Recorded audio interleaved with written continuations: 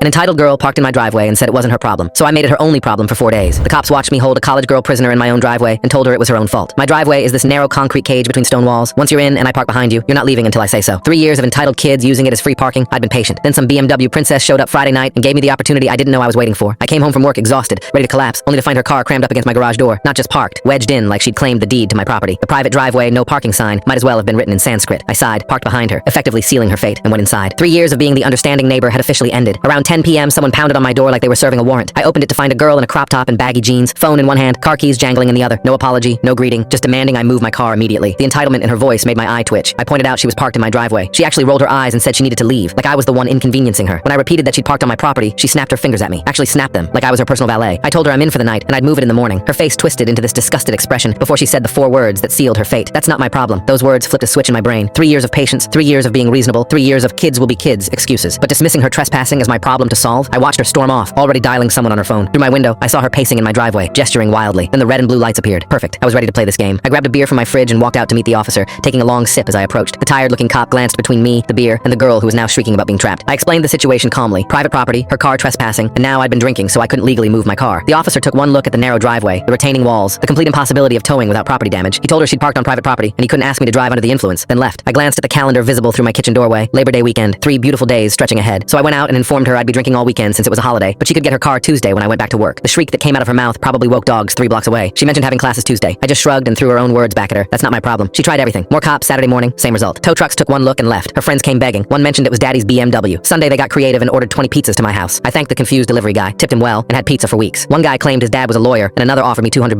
but I just kept sipping my beer, watching the show from my porch like it was Netflix. By Sunday, word had spread through the neighborhood. My elderly neighbor brought me cookies, said it was about time someone taught these kids a lesson. Groups of college kids would walk by like my driveway was a tourist attraction. The girl's friends kept showing up in shifts, like they were running some kind of hostage negotiation. Tuesday morning, 7 a.m., I looked out my window. There she was, sitting on my front steps in wrinkled clothes, looking like she'd been there all night. We made eye contact as I walked out in my work attire. Her eyes lit up with hope. She actually stood up, probably thinking her nightmare was finally ending. Then the car pulled up. I hopped right in my Uber because I wasn't in the mood to drive that day. The look on her face, pure, crushing defeat. No words needed. She knew exactly what I was doing. I'd won without throwing a punch, without yelling, without breaking a single law. Just a long weekend of malicious compliance. That same evening I had a date. First one in months, actually. I needed my car for that. So when I got back around midnight, still grinning from what turned out to be the best night I'd had in forever, the BMW was gone. Just tire marks on the concrete and a faint smell of burnt rubber where she must have peeled out. I never found out what happened to her after that and never saw her again. But for the rest of my time in that house, my driveway stayed completely empty. Party nights, football weekends, graduation week, it didn't matter. I still party on my old street every weekend, but that driveway remains untouchable.